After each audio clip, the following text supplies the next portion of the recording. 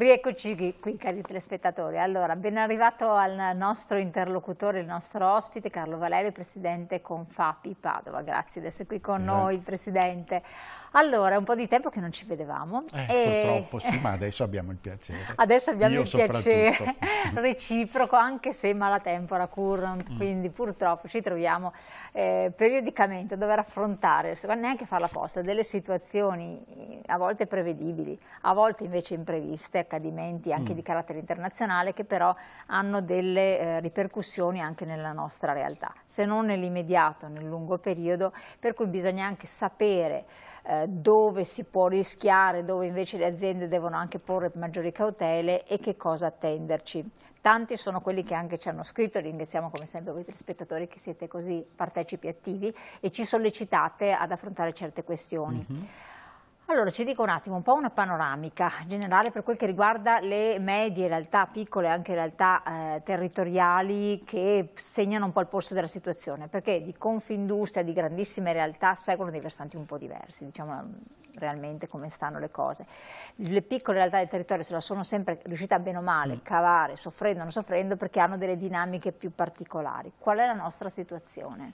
Allora, la situazione è un po' più difficile di quello che avevamo immaginato, perché l'anno scorso si immaginava in effetti un inizio dell'anno un po' in rallentamento ancora, poi però con l'aspettativa da aprile in avanti, diciamo, che le cose migliorassero.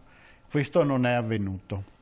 Allora si è immaginato che i miglioramenti potessero arrivare da settembre e questo non è avvenuto di nuovo. Quindi noi ci troviamo in una condizione nella quale le aziende, dipende molto dai settori, ma è abbastanza generalizzato il fatto che ci sia alla fine dell'anno un calo dal 25 al 30% del volume di affari in molti settori. Beh, lei mi sta dicendo 25-30%, sono cifre percentuali molto alte però. Sì, lo sono, però non deve fare quegli occhioni spaventati là, perché è vero che c'è questo. Sta venendo un'angoscia. Però è vero anche che le aziende in qualche modo sono preparate a questo. Quelle strutturate naturalmente, io mi auguro che siano il maggior numero possibile, perché ci sono tutti gli strumenti che consentono alle aziende, in un periodo che non era previsto in spinta, di rallentare ulteriormente organizzando comunque il lavoro e le proprie attività. Perché c'era stata comunque un'ottima ripresa post-Covid, quindi c'era stato un grande abbrivio, questo senza dubbio, superiore forse anche alle aspettative. C'era un'azienda che avevano segnato dei fatturati superiori al 2019, che era stato un anno abbastanza buono per tante realtà in tanti ambiti, non in tutti. Poi la ripresa anche del settore dell'edilizia, importante, voi super bonus, voi comunque un periodo di stasi e tutto, per cui godono anche di questa situazione favorevole pregressa, in parte. Allora, e questo per dire, chi non ha giovato di questa situazione pregressa riesce a far fronte a questi cali importanti? Dipende da dove erano nella filiera, perché lei ha correttamente detto che c'è stato un aumento dei fatturati, ma il fatturato è vanità e dipende da molte cose, per esempio dall'aumento dei costi delle materie prime che inevitabilmente diventano aumento di fatturato, ma che non vuol dire aver creato ricchezza, vuol dire essere partiti da un numero che era già più alto. E le aziende, alcune di sicuro con la ripresa che c'era stata sono riuscite a riequilibrare i propri conti, non a coprire le perdite pregresse del tutto, però a riequilibrarli in qualche modo. E in più c'è stato un grande esercizio di cautela, per quanto questo fosse possibile, nella preparazione dei prezzi e anche delle previsioni di attività per l'anno 2023. Quindi si è riusciti a immaginare una marginalità un po' più alta con l'aumento dei prezzi che finalmente consentivano di scaricare gli enormi costi non previsti avuti in precedenza, e poi c'è anche stata una cautela nella previsione di attività, quindi meno acquisti, meno volumi da vendere, riorganizzando un po' il tutto, come succede a volte nelle famiglie, quelle sensate, che dicono è un momento difficile, andiamo a sistemare un po' di cose. Purtroppo c'è una ricaduta in questo senso, e che è quella che se le aziende riescono a organizzarsi comprando di meno e lavorando un po' di meno, possono farlo perché c'è la cassa integrazione, che è uno strumento di agilità e di flessibilità. Sì. Questo però vuol dire che i nostri collaboratori, i lavoratori, hanno un problema, perché la cassa integrazione vuol dire avere un salario diverso. Diciamo che in molti casi, visto che viviamo in un sistema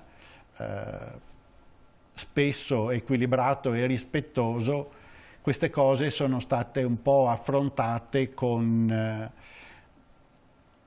i benefit, quindi chi l'ha fatto, però sì, non tutte le chi l'ha aziende, fatto, chi poteva e chi voleva anche, quindi tu hai una riduzione di 100 euro al mese nel tuo salario, questi sono dei buoni che possono, benzina per esempio, che possono essere utilizzati per coprire un po' quella carenza, e in questo ha aiutato, e speriamo che continui su questa linea, il fatto di poter dare dei soldi ai propri collaboratori senza che questo generi tasse folli per tutti, perché se l'azienda mette a disposizione 200 euro e poi queste diventano 90 perché c'è tutta la tassazione, questo non va bene. Quindi l'esclusione dall'imposizione fiscale di certi premi e di certi benefit è di sicuro qualche cosa che aiuta e ha aiutato. Certo che non si può immaginare di andare avanti per sempre. In questo modo, assolutamente. Ecco, il fatto che si discuta tanto, adesso poi c'è la legge finanziaria, l'approvazione della legge finanziaria che va anche a cambiare alcune questioni, comunque di cuneo fiscale, di agevolazione per i lavoratori, perché lo dicevamo anche chiacchierando fuori onda, se il lavoratore non ha un potere di acquisto che è sempre più basso, poi alla fine non consuma, non fa acquisti, e anche lo Stato guadagna meno, tra l'altro, perché anche teniamo conto di questo circolo virtuoso particolare. Secondo lei si sta facendo abbastanza, si è intervenuto sufficientemente oppure no? Parlando tante volte con gli industriali, sostengono che l'azienda deve essere agevolata. Né coi passati governi, andiamo indietro, governo Renzi eccetera, sono state agevolate anche abbastanza le grandi realtà, meno i lavoratori, e adesso ci troviamo a tirare le somme. Secondo lei questo governo sembra che in manovra ci sia qualche cosa di interessante? Ecco, questo lo vedremo, se non altro un segnale c'è, che è importante, perché anche era importante in questo periodo andare ad affrontare i temi difficili là dove ci sono davvero. Quindi quest'idea di agevolare anche le aziende, le imprese, perché così generano lavoro, va benissimo, ma nei momenti di difficoltà come quelli che stiamo affrontando adesso è giusto che le risorse vadano là dove servono. Certo. Non di sicuro col sistema reddito di cittadinanza, non di sicuro con i benefit al 110%, ma deve essere mirato, e va bene così tutto sommato. C'è una cosa da dire che non piace, se non parlandone in privato, ai miei colleghi imprenditori. Prima parlavamo di marginalità.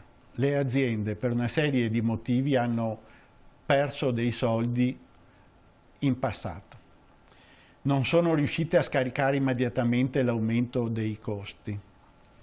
Quando finalmente ciò è avvenuto, sono in equilibrio, ma alla fine l'utilizzatore finale, cioè il consumo, che non ha potuto adattare niente, non è in grado di comprare, e questo sta bloccando i consumi, in tutto. E i consumi che si fermano in qualche cosa, che uno dice: ma cosa c'entra chi produce ingranaggi col fatto che la gente non va a comprare la roba al supermercato? Beh, magari non banalizziamo, ma gli ingranaggi servono a far funzionare qualche cosa, quindi c'è un rallentamento purtroppo generalizzato, e in parte in questo c'è un po' di inflazione legata alla paura e alla preoccupazione.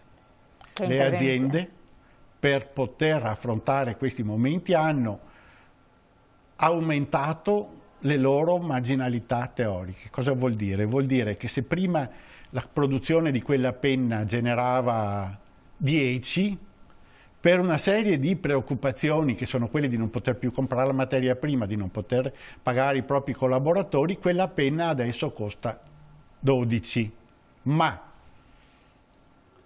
nel frattempo l'energia, anche se adesso sembra che salga ed è un po' così, ma di fatto, se andiamo a vedere cosa costava più di un anno fa, sì, assolutamente, è scesa moltissimo, le materie prime hanno fatto un percorso simile, per cui una parte di questa marginalità cautelativa bisogna che venga restituita al mercato. Tutti devono far scendere un po' i loro prezzi. Lei dice un messaggio che è difficile far passare, sì. No, immagino, posso immaginare, sì. Perché assolutamente una volta che aumenti, facile aumentare, torna giù, è difficile. Ma non è peggio finire in una situazione che abbiamo già affrontato, perché non voglio tornare a dire, ma nel 2008 abbiamo tutti memoria storica, dove dopo ci sono stati i prezzi che sono scesi. Nel periodo Covid non vendevi prodotti o servizi se non scendevi notevolmente, cioè è necessario arrivare a quei livelli lì. Perché rischiamo adesso una crisi internazionale per una serie di fattori esogeni all'Italia, dove però ci siamo bene o male coinvolti. Se vivessimo nel paese delle meraviglie di Alice non sarebbe necessario, però siamo tutti umani, e quindi prima di arrivare a capire che forse sarebbe il caso di mettersi un po' tutti più d'accordo, ci vuole del tempo. Dovrebbe essere un'azione comune, congiunta, fatta da imprenditori, grossi fornitori, sindacati, governo. Perché noi abbiamo creato una economia falsata, con dei prezzi falsati, legati a speculazioni pesantissime che volavano parecchio sopra la nostra testa, però quel periodo è finito. Infatti, e non possiamo immaginare che torni domani mattina, perché se domani noi dovessimo avere una crisi dell'energia e delle materie prime come quella che abbiamo passato 2 anni fa, non c'è futuro. Ma questo l'hanno capito tutti, anche gli speculatori, che sanno che prima o poi bisogna fermarsi. Ora, tutto questo sembra andare in questa direzione, tutti dovrebbero fare un passettino. Ma la situazione in Germania, per esempio, è eclatante. La Germania, sotto certi profili, adesso magari lei mi corregga se sono informazioni non del tutto recepite correttamente, ha sostenuto la transizione ecologica, come tanti altri paesi, passaggio all'elettrico, eccetera, quando c'erano dei gufi che dicevano: attenzione, perché sarai in grado di fronteggiarlo con le tue fabbriche, con il tuo tipo di sistema economico fondato su queste cose qui. Sono andati avanti, adesso si sono obiettivamente scontrati con una transizione molto pesante economicamente, certo. Tanto è vero che sono finiti in recessione, no? Tanto è vero che hanno riaperto le centrali, tanto è vero che anche a carbone. Esatto, e a quel punto è peggio di prima, cioè peggio è stata la pezza che non... Ma questo qui non dovrebbe già insegnare qualcosa, mettere in allerta, cioè tiri troppo la corda. Poi peraltro in Germania tutto sommato sono in recessione, quindi quest'estate non si sono mossi turisticamente, hanno avuto una serie di cautele, però hanno avuto le buste paga un po' rimpolpate, sembra, perché ci sono state delle iniezioni di liquidità nelle buste paga anche significative, cosa che da noi assolutamente, salvo pochi illuminati, non sono avvenute. Salvo su una base di volontariato, esatto, molto più o meno, di illuminati, pochi imprenditori. Esatto. E quindi vediamo la Germania. Vogliamo finire in situazioni italiane analoghe, però italiane vuol dire che noi finiamo veramente male, perché poi abbiamo già avuto le aziende chiuse, i suicidi degli imprenditori, della debacle, i capannoni svuotati, perché dopo lo suicidio è quello, cioè quando il mercato si ferma, perché non c'è questa lungimiranza, almeno guardando chi ci circonda, quando poi il mercato Germania ci condiziona da vicino, perché immagino che molte piccole nostre aziende producano degli elementi che servono alle grandi aziende tedesche. Soprattutto in questa zona qua. E noi, quei cali di cui parlavamo prima, che ripeto, non sono in tutti i settori, ma sono abbastanza in linea, sono legati anche al fatto che qua la vocazione è quella del terzismo, cioè di produrre cose che poi vengono usate da altri, molto spesso in Germania.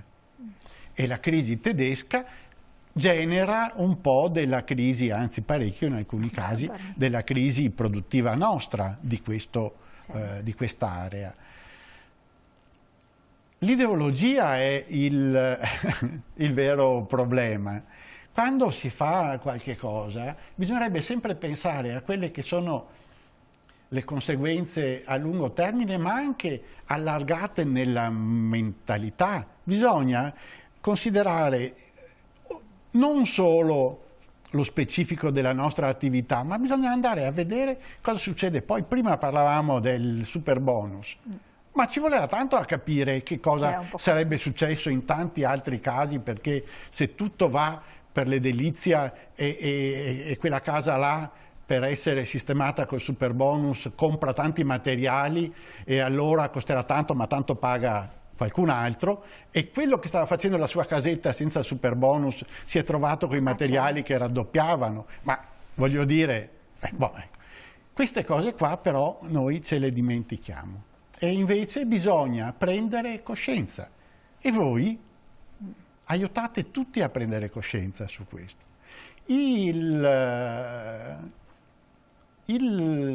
L'azione del governo in questo periodo può essere discussa, può piacere, può non piacere, ma una cosa di sicuro la stanno facendo, e cioè a dire: ragazzi, un momento, non ce n'è. Allora, però le opposizioni dicono: ma come dovevano fare questo? No, non è questo il punto. Se siamo tutti qua e siamo tutti in una famiglia unica, è vero che un componente della famiglia vive a Cortina e quell'altro vive in provincia di Rovigo, ma alla fine un po' è questo. Io non voglio deridere nessuno, cioè so che ci sono delle differenze, ma ognuno deve fare un pochino. Perché se no da questa cosa non si esce. E l'avidità è un rischio enorme, perché alla fine andiamo a mettere in difficoltà chi poi con una serie di passaggi successivi e incrociati consente alle nostre aziende di vivere e di prosperare nel proprio lavoro. Chiaro. Io interrompo un attimo, perché poi ci sono altri nodi che sono emersi, che anche voi tra l'altro con Fabbrica avete analizzato. Ricordiamo che voi avete macinate dati, numeri, tendenze, quindi riuscite a dare anche delle prospettive molto attendibili nel bene e nel male. Andiamo prima in pubblicità qualche secondo, restate sul canale 19, ci vediamo tra poco.